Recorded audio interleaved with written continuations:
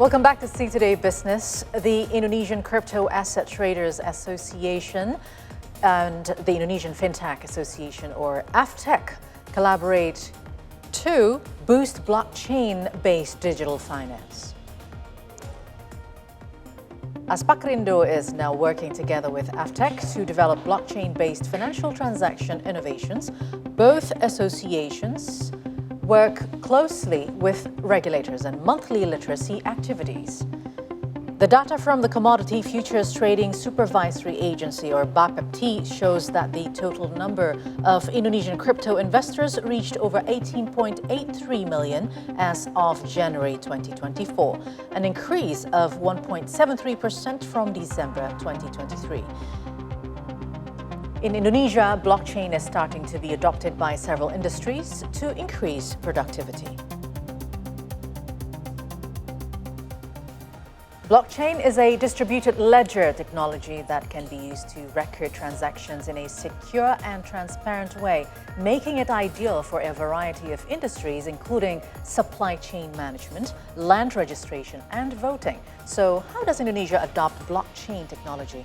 To learn more, join me now in the studio, D3 co-CEO Chung Lai.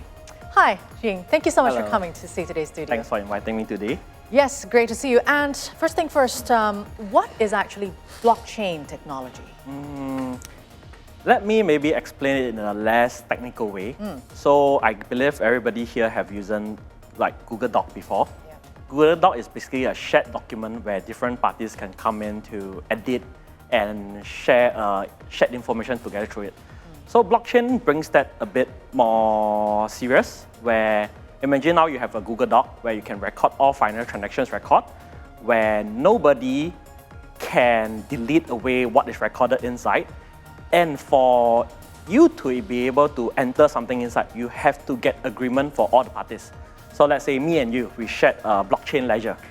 To be able to enter a transaction inside, I and you have to agree to it.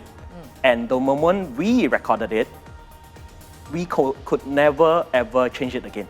So I think that's the beauty of what blockchain offers. And this is the technology where a lot of financial enterprises or institutions find potential for it to do financial recording. Yeah. We know now using blockchain technology is pretty much unavoidable. And since you mentioned it's pretty transparent and all that. So how do you see the widespread or how well distributed it is in Indonesia as in the usage of blockchain technology? So speaking on my own experience, D3 Labs focus mainly on serving blockchain system to financial institutions. I think especially this year, we see a lot of growth in the interest. So let's say for us, we are already currently working with 4 Indonesian banks, and most of them are from top 10 banks in Indonesia. Our initiative is not public yet, but there's definitely interest in adopting blockchain. And I think this is also something that they are getting ready to support, like CBDCs, and also following on other countries where, let's say in countries like Singapore, Europe, and US, usage of blockchain within banks are already relatively common. What about in the government sector, for example? That is a good point. So for us, we actually communicate quite closely with OJK and BI, which is the Central Bank of Indonesia. So for OJK side, they actually set up a new committee that regulates asset tokenization, which means putting traditional financial instruments onto the blockchain. So that's something that we actually see very positive, because now, at the end of the day, for a technology to be recognized, you need the regulators to come in to acknowledge it. And regulators mainly will be focusing on the risk management side of it. So now we have the opportunity to actually work together with the regulators through RB or through AFTEC, and we are able to advise the regulators on how can we use this technology in a proper and compliant way. So I think that's the key of the mass adoption. Right. So how do you see in the industries, in which industries can we see the most promising apps of blockchain technology here in the country? I would say at the end of the day, when we talk about data integrity and security, financial industry is still the most sensitive, because especially when we talk about B2B transactions or banking transactions where daily volumes around the globe contributes about $2 trillion worth. And when you talk about blockchain technology, what it offers is we call it immutable, where you cannot change the data and you cannot compromise the data. And I believe the first wave of adoption will happen on the financial industry. Following on, you can see there's needs in supply chain management. You can see there's needs in, let's say, land registration, when we mentioned just now. At the end of the day, blockchain is a data-based technology. You can use it at different kind of industries where it requires a secure and immutable kind of data technology. You sort of touched on the government's, on the blockchain technology usage, but how do you see the stance of our government in the current blockchain technology? Because it's very much close to what people think as cryptocurrency or even Bitcoin. Okay. Maybe just before zooming into that, let me make a small differentiation between crypto and blockchain. So at the end of the day, blockchain is a shared ledger technology. And what it means is that you can share your ownership between different people.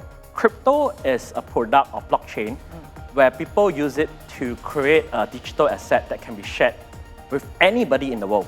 So not controlled by certain parties, and anybody in the world are free to join in this shared ledger. But on the other hand, when we talk about enterprise adoption, it's usually more on a closed loop within a few parties where they do transactions with one another.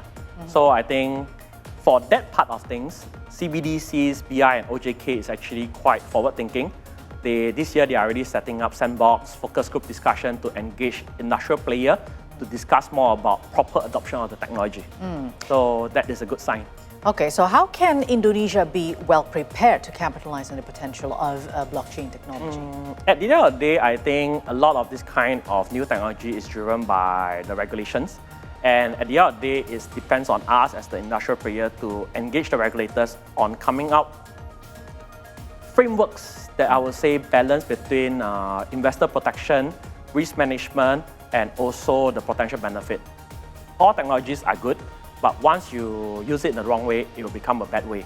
And liaising with the regulators on keeping a balance is definitely the focus on how do we have mass adoption within Indonesia. All right.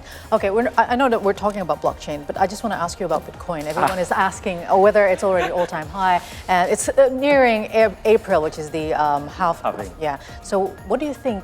Will it reach 100,000? Disclaimer, personal, I'm definitely a believer of Bitcoin. I personally have a lot of investment as myself in Bitcoin. Right. And when we compare it as a digital gold, which is the current narrative of what people believing in Bitcoin are going to, gold, if I'm not wrong, the global market cap is about 11 trillion. And Bitcoin is around slightly below 2 trillion. So that's definitely upside, but nonetheless, please invest in a risk-averse manner. Yeah. And be careful to invest in only things that you are able to lose. All right, thank you very much. Thank you for coming to the studio. That's our discussion with the co-CEO of D3 Labs, Chung Ying. Thank you very much. Everybody. Come again. Thank you, Alia. Thank you. We're going for a break. When we return, we'll have more business and economic updates that you don't want to miss, so stay tuned.